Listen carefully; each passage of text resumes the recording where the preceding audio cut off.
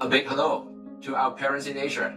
Welcome back to our Everything Boarding School video series. For first-time viewers, Everything Boarding School is a community outreach effort to bring the good news of boarding education to all corners of Asia. I'm your host, Daniel Sito. I'm an education consultant and founder and head of Sesameed Education. We are conducting our interview today from Singapore, and the topic is how boarding education shaped and prepared me beyond just university. We're so delighted to have with us Miss Stella Zhou, a boarding school alum and a former student of mine. Hi. Hello, Stella. It's so good to be in touch with you again after so many years. You have grown a lot. Last time we met, you were at St. Andrews, and now lo and behold, you are now at Stanford. So first of all, congratulations. Thank you so much. Thank you for coming to our midst today to share about your boarding school experience. Of course, it's my pleasure. And so to start off, would you like to share some of your cultural and educational backgrounds, like a quick rundown, from your childhood to now? Yeah, for sure. So my name is Stella. I was born and raised in Shanghai, China, and I studied at a local school all the way from kindergarten till the end of middle school. And my academic journey in the US started in 9th grade, where I went to a boarding high school called St. Andrews School in Middletown, Delaware in the US at the age of 15 years old. And I spent 4 years in the boarding school, and I studied in University of Pennsylvania, where I concentrated in finance and minored in French. And right after college, I went straight into law school. So I'm currently pursuing my JD degree, and I'm a rising second-year student at Stanford Law. Now, if we're just looking at that journey, I'll be curious. Would you like to share how you came in contact with the concept of boarding education and why America? And how did you and your parents eventually arrive at that decision that, we're going to apply? I think I was first exposed to the concept of boarding school when I went to a summer program at a boarding school actually in the US during the summer of my 7th grade. I went to Mercersburg Academy. It's a boarding school in Pennsylvania. It was a 5-week-long summer program geared towards students who use English as their second language, so students like me. And I think in a lot of ways it simulated aspects of boarding school. For example, we lived with our peers in the summer program. We had a mandatory time carved out for sports every day. We all ate at the school dining hall, and we didn't really leave campus that much because the school was kind of in a suburban area in Pennsylvania. So it simulated really the boarding part of boarding school. And that was my first experience being at a boarding school. And I think in terms of why America, so I had a really good impression of American boarding schools after that. And I actually went on to go on a boarding school tour during the last year of my middle school, where I toured around 20 boarding schools in America. And at the time, I was primarily considering US, but I was also considering Canada just as a point of reference. And I think US primarily because, as I said, I went on that summer program, and to me, it was a very unique experience because I felt like I was taking on a more well-rounded identity than just being a student. When I was in the local school in Shanghai, I found myself really loving the extracurricular activities. Like I was leading the volleyball team, and I was writing the musicals every year. And I just really loved them, but I felt like I didn't have a chance to explore these things outside of the classroom and just being a student. But I felt like I had a lot more opportunities when I went to that summer program. I liked it even more after comparing it to boarding schools in Canada. I felt like there was more hand-holding in Canada. A lot of schools were from kindergarten to 12th grade, and they all wore uniforms, and it just felt like you're being sheltered a little. And I think personally, I just wanted to become more independent. I wanted to have more presence as a student on campus, and I want to be involved in more initiatives. And I felt like from my school tour and from my summer program, I was able to get that more in the US. I think one of the things that parents in other parts of Asia can take away is that a very simple thing that they can do would be to send their child to a summer program in the States. And let the journey, let the experience speak for itself to see whether this is something that the child would enjoy. Yeah, and not to mention that was actually my first experience in the US, so I've never been there before. And it was very low stakes and it was a lot of fun. And because it's a boarding school, I think the teenagers are still very well protected and you get exposed to a new culture, a lot of new friends. So I think it was a really amazing experience. So I would say, I would even say that you should say thank you not only to your alma mater, St. Andrew's School in Delaware, but also to Mercersburg Yeah, for for kind of, sure. stimulating you to that whole idea of boarding education. Now, let's move on. For after your family decided that, yes, we're in, we want to apply, would you like to briefly describe that application journey, that process, that those few really intense few months that you went through, and of course that is an application, and so in the end it led you to the boarding school. But how did you benefit from the process itself? How did you yourself benefit? What did you learn from that application process about yourself, about things around you? Yeah. So I would say aside from, during the standardized test, the application kind of can be broken down to two main areas. One is writing the application essays, and the other is actually doing the interviews with all the schools. And I think I can start off from writing the application essays. I think they gave me a really good opportunity to reflect on the things that I'm doing. I think all along when I was growing up, I kind of knew this is what I like to do, but I never thought about why, and I never thought about what their impact is on who I am as a person. And I remember in my application essays, I talked a lot about being on the school volleyball team and recruiting the musical cast and all of those extracurriculars that I loved.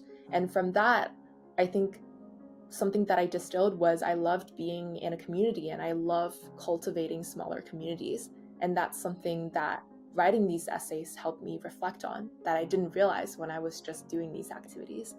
And I think the same thing with interviews, they also gave me a chance to reflect. And I think more so, I think growing up, I was always comfortable talking about things, but not about myself. And I think that's especially because in Asian culture, I think humility is such a big aspect of the culture that oftentimes we might even downplay the things that we've accomplished. But I think through the interview process, I learned to advocate for myself, to give a narrative for who I am, my passions, and the futures that I envision myself. So in a way, I think I also kind of gained a voice through the interview process that I'm super thankful for. And I think also aside from knowing that I love smaller communities, I think something else I learned about myself during the interview process more concretely was I discovered what language meant to me, because a question that I most frequently got was how I learned English and how did you grow to like English? And I remember telling people about like growing up watching Harry Potter, pretending I'm Hermione Granger, like, talking to myself in the mirror using lines from the movie. And I think also from talking about my process of learning languages, I realized I loved it because to me it's so special to communicate with people in their local language, and at the same time, and at that time it was communicating with Americans in English.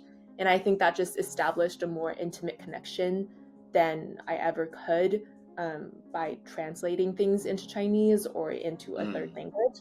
So that's also something that I learned about myself. And I eventually minored in French in college, and I think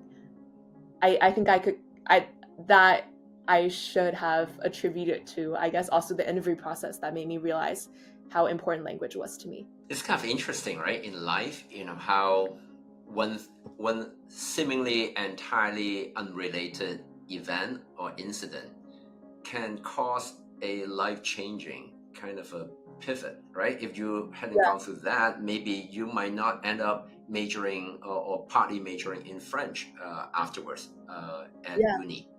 I didn't minor in French until I got into college, and that was kind of sparked by something I did during interview process for boarding high school. So yeah, just something I wanted to add. Would you like to describe how St. Andrew's life at St. Andrew's School was like? Yeah, definitely. So St. Andrews is located in Middletown, Delaware, which is a really suburban part of Delaware. It's a really small school. There are 300 people, 300 students in the whole school. And something really unique about it is that it's 100% boarding, which meant all students and faculties lived on campus.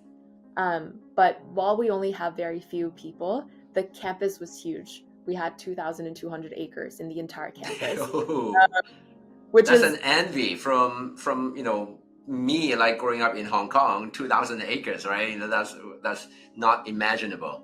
Yeah, I know. Same for me. Like when I was in local school in Shanghai, our whole school was just one building. But at St. Andrews, we had our own pond. So every spring season, when crew was a very big sport, a lot of students from other boarding schools in their crew team would come over and join St. Andrews in crew meets. And we had our own woods where the cross country team practices. So that's kind of an overview of what our school looked like. I would say a typical weekday is that you would get up around 7:30 to 8 o'clock. You eat breakfast before 8:20. Classes start at 8:30, and then we have 9 periods of around 45 minutes each day. But depending on your schedule, you might not have class for all of those periods. And lunch is usually from 12:30 to 1:30, and then at 4 o'clock, when classes end, everybody join a sports team. No matter what level you are, you all go to sports practice, sometimes away games with other schools. And then after sports period, dinner is from like 5:30 to 6:30, and then you have some free time. And then we have study hall where you basically do your homework, preview for the next day from 8 to 10 p.m. And then we have some downtime, dorm functions, and it's bedtime. So that's what a typical day looks like at St. Andrews. And so also several other unique aspects that I wanted to highlight was, first, we had a no phone rule, which at the time I thought was really daunting because what am I going to do without my phone? How do I talk to my parents? But I think it ended up being really great because it really fostered a lot of face-to-face interaction. And because everybody lived on campus, really all of your friends and even the adult images who are the teachers at boarding school lived around you. So you really didn't need to use your phone for anything. And the second unique aspect is that we had a lot of sit-down lunches and dinners, which meant you sit at a designated table that rotates every month. So it was a great chance to get to know people that you might not meet normally in classes, activities, or sports. And because that assignment rotates every month, you constantly get to know new people. And we share a family-style meal, which was really wholesome. And then the third thing was we had all of our classes using what we called the Harkness table style, which is basically you sit around a large round table with a classroom of around 10 students for any class, English, math, really anything. And you really engage in the class by discussions and by participating in the discussion. So that's something that I thought was also really unique. And also, as I've mentioned, it's 100% boarding. So I think the end result of that is that we really lived in a very small, cohesive, and close-knit community. And you know everyone and you say hi to everyone in the hallway. That's so good. And looking back in those years, what did you find as most memorable? From all the things that you had experienced. It's really hard to choose just one, but if I have to say, I would think it's the school traditions. So, for example, we have a lot of silly traditions. So, for example, we do a square dance where at the start of every school year, where everyone dress in flannels and cowboy hats and cowboy boots and dance to country songs, and we invite a folk band to come play for us, and that take up a whole night. And then we have a Frosty run where the whole school rolls out in school buses and pre-made shirts, and we go to Wendy's just for Frosty and just have fun.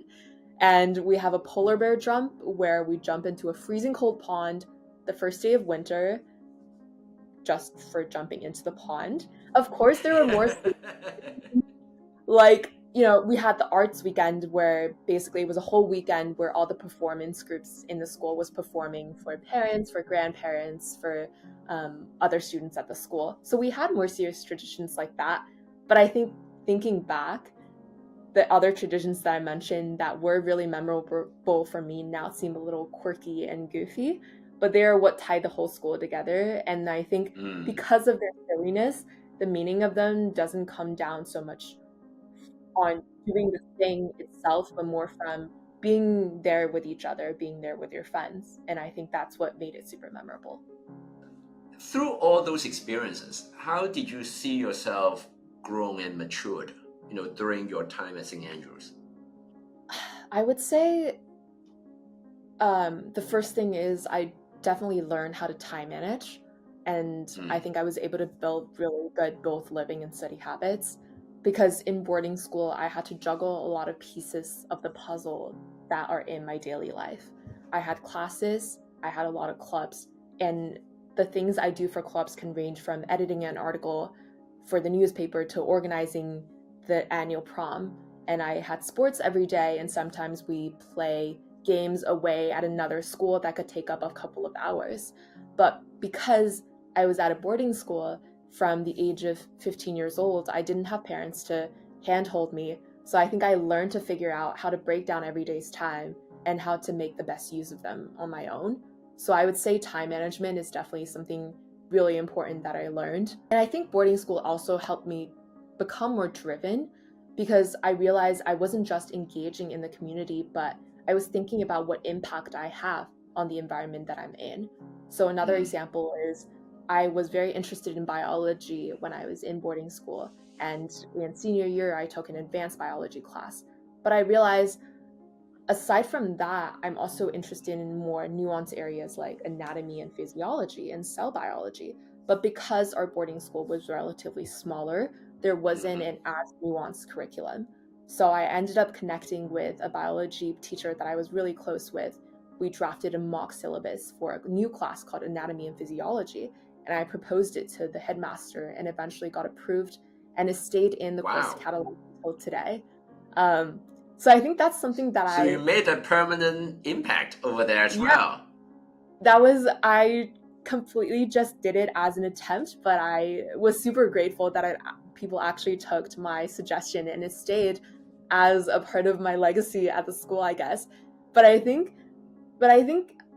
I'm really not sure if that would be possible if I weren't at the boarding school because I think St. Andrews was a very equalized environment where students really have a voice and are empowered to drive change in the school community. And because it was such a small community, I think it was also easier to implement changes and to approve changes.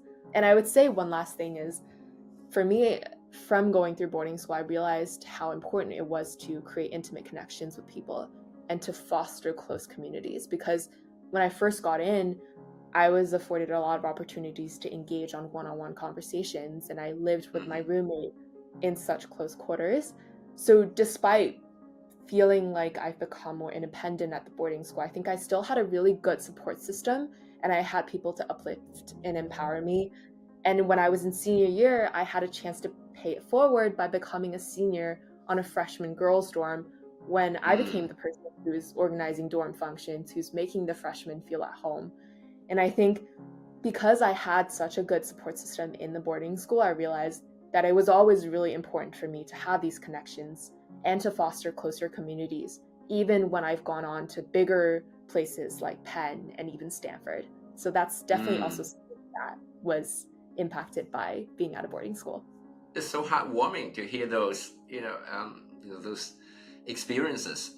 How that would, be life changing, right? It's Yeah, also so good to hear that, just one student who is interested in certain areas of biology can actually, you have the first of all, you have the courage, and the school also gave you that freedom and the respect to the student that they would actually listen to your idea of creating this mock syllabus about this new topic, and they actually later on would actually further to make that as a lasting or permanent part of the school curriculum as well. So it, it's rare. I mean, it's not common out here in Asia, and yeah, and this is something that is unique to boarding education. Now, if we look back at at those years, you went through so much, right? From grade 9 to grade 12. How did you, from now with this looking back, in what ways did you see that boarding school experience shape you to be what you are today? So focusing more on what you are now, and do you see any signs and trace of what you are now and certain aspects of what you are now was actually nurtured or planted, back in your days at St. Andrew? I think if there is a theme for what I just talked about, it's probably community. And I think even nowadays, I still really love doing collaborative work. So right now at law school, going through final season every quarter, I still study. I love studying with friends. We form study groups where we ask each other questions, help each other with practice exams, and just really be an encouragement to each other throughout the really stressful exam process. So I think preferring working collaboratively rather than working on my own and helping other people through work and helping each other is definitely something that boarding school influenced me to do, because I was so used to being supported by others and supporting other people. I also gained the skill set of building a close relationship because I had so many opportunities of having one-on-one conversations with people at the boarding school and face-to-face interactions. And I think all of those interactions I was able to have in the boarding school in the first place taught me how to listen well, how to put myself in other people's shoes. And I think that became super helpful when it comes to, for example, this past summer when I was working at a law firm, it was very helpful for me to listen to clients that way and to build a connection with clients that way. So I think definitely the skills and my experience at the boarding school really carried over to college, to law school, and even to work as well. Many parents in Asia, they would take a more academic look at their child's education, with an idea that, those years of preparation would serve only one purpose, and that's about university. Even if we take that narrow view, how would you comment on St. Andrew's ability to succeed in that one mission alone, which is as a college prep, as in terms of preparing its students for undergrad university? Yeah, I think St. Andrews definitely helped me a lot. As I've mentioned before, I think one of the most important skills I've learned at St. Andrews was time management. And I think that became even more important for college because I was taking even more initiative to not only take the classes, but I had to figure out what major I wanted to concentrate in. And I had a lot of more chances to explore different opportunities, to explore the city or town around our college, because there are more opportunities to go outside of college. So I think there are even more pieces to the puzzle that you have to juggle in your everyday life in college. And I think that's definitely something that I was able to train myself to be very comfortable doing, in trusting my own judgment and to be familiar with the process of budgeting my own time. So that's definitely something that came in handy a lot when I'm going through final season in college, when the academics was even more rigorous than what I was in at boarding school. And I think this is something that perhaps differentiates me from my friends who went to big public schools for high school. That when I went into college, I felt a lot more proactive in reaching out to professors. I went to their office hours more early on, more frequently. I asked them questions via email, and I go to faculty lunches. And I think that's because in the boarding school, I was so close to my teachers, and I felt like I could communicate with them on an equal footing. So I think I was definitely less hesitant than my peers who went to these other big public schools and reaching out to the teachers, reaching out to my professors, and building a close connection with them in college. And I think in terms of academics and college experience as a whole, I was able to have a very systematic way of exploring many different areas and then narrowing down to a few areas that I'm interested in from my practice in boarding school. So for example, in my freshman year at St. Andrews, I tried out the environmental clubs. I tried out different sports like volleyball, dancing, squash. I was on the school newspaper. I was in the orchestra. And then I tried out all of those things, and then there are several things that stayed. For example, I ended up joining the jazz ensemble as a jazz pianist, even though I was trained as a classical pianist growing up. And I ended up leading the volleyball team and the tennis team. And I think that's really benefiting from the fact that there's so few people in the boarding school, but there's so many opportunities, to the extent I think there are more resources than there are people. So we definitely had easier access to clubs. Like I said, you can be any level in a certain sport and everyone gets to join a team. And you feel very comfortable even being a rookie and starting from ground zero. And there's so much time throughout the 4 years to slowly get better at what you're doing because there's so many resources for so few people. So I think having practiced that, like in college, I think it's even more so that you have to proactively seek out the opportunities on your own, and you want to explore as many things as possible when you're in freshman year, whether it be classes or clubs. And then you want to narrow down to several things that you can become more engaged in, or lead in the later years of your college career. And I think boarding school very well simulated what it would be like in college, but it was slightly lower stakes at a slightly smaller environment. So I think that helped me prep very well for how I was going to approach college as well. And I'm curious to learn whether your latest career orientation, how do you come about this? And did St. Andrew's School play any role of any sort in that? I would say quite literally, because I'm currently at law school and my first exposure to the legal world was actually during my time at St. Andrews, where starting sophomore year in the winter quarter, I did mock trial as my sports substitute. I never had any experience in competitive mock trial or even things like Model UN, but I still joined and I stuck in the club for the next 3 years and found myself just really loving it. I love doing oral arguments in courts and working with clients. I realized law was a framework that I could use to view different issues and solve problems. And I just love thinking in frameworks.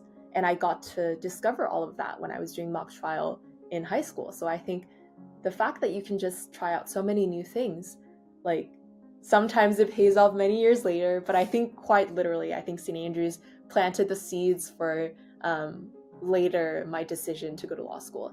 I think looking forward to my future career, I think value or impact creation for the society is something that I would like to be baked into my career goal as well. And I want to do that through the lens of business. That mindset of I can drive change as well. And that's something that I want to do in my future career, but that's something that I first learned that I could do when I was in St. Andrews at boarding school. It's so heartening to hear. I would like to take what you just said to a little bit further. I mean, let's imagine a what if scenario. What if you never taken that decision to go to boarding schools, right? You stay in China to continue to do what you were already doing at your school back then. Imagine what would your current life track would be like. What would you say? I would say maybe tangibly there wouldn't be as much differences. I don't know if I would have still ended up at Penn, but as I've mentioned, my family was always considering, or my parents and I were always considering going to the US for college. So maybe going to boarding school only accelerated my plan. But I think there's incredible differences intangibly, because I think my role being in the boarding school was drastically different from that in China. Instead of just being a student who's sitting in the same classroom every day, I felt like I was a young adult who was an active part of the school community. And I think being at boarding school pushed me to be independent at a very young age. So I had a lot more faith in myself, in my capabilities. And I think I was more motivated because I already had the experience of being on my own and knowing what it meant to be in and contribute to a smaller community. So then I could implement the skill sets I've learned at boarding school to larger places. I think maybe if I really think hard, I'm not sure if I would have gone to law school, because right now I'm studying US law and I was born and raised in a completely foreign environment. And I think, and no family member in my family is a lawyer, so it's truly uncharted territory for us.